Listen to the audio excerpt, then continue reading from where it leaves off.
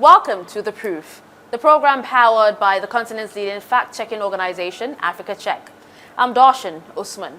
Now in 2025, Nigerians did not just consume news, they shared it.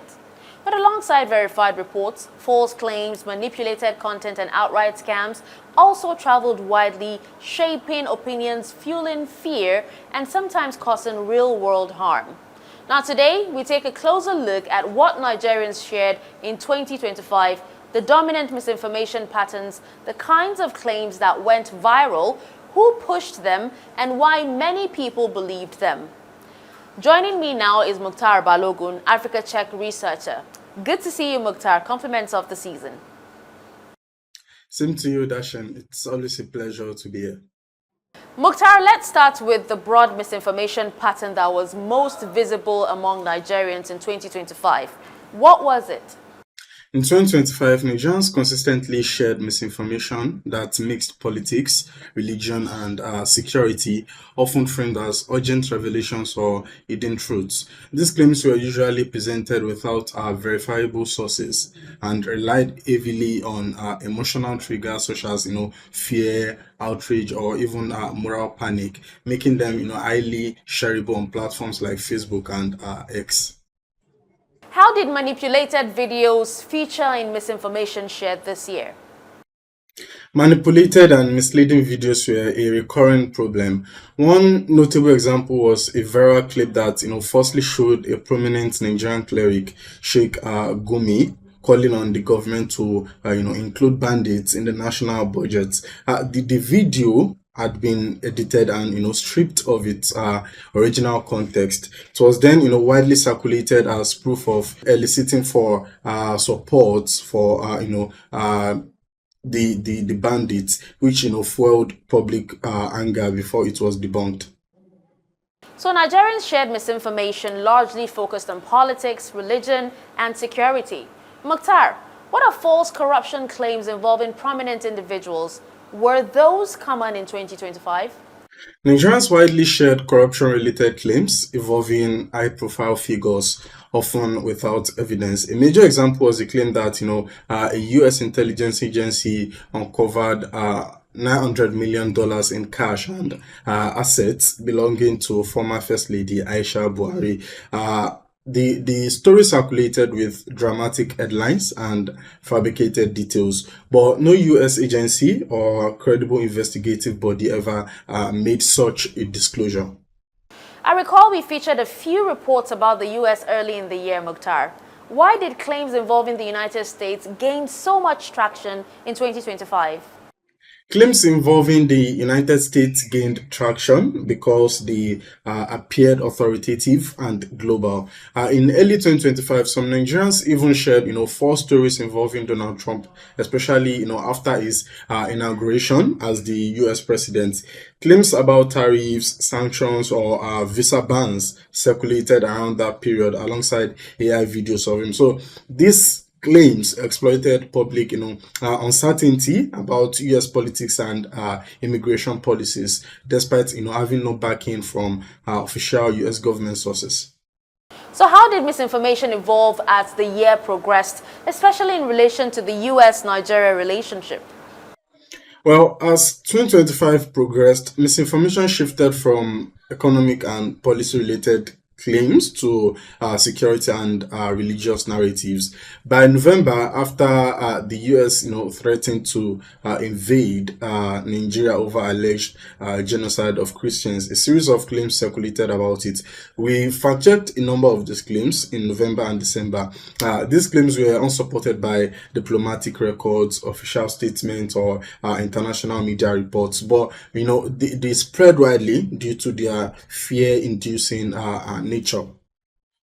All right, let's focus now on scams. What role did scams play in Nigeria's misinformation ecosystem in 2025? Scams remained a constant and dangerous form of misinformation.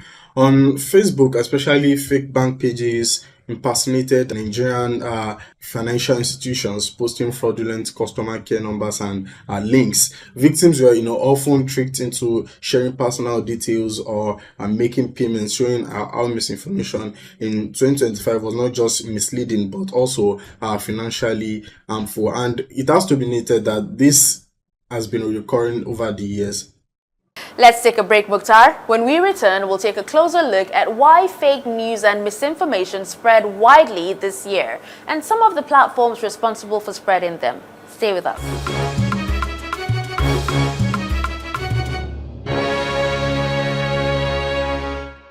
Welcome back.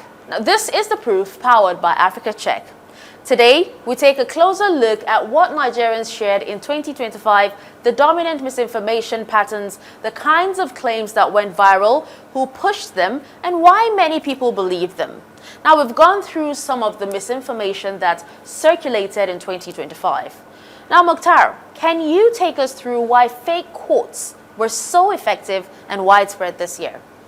Fake quotes were effective because they were simple, they're visual and emotionally charged.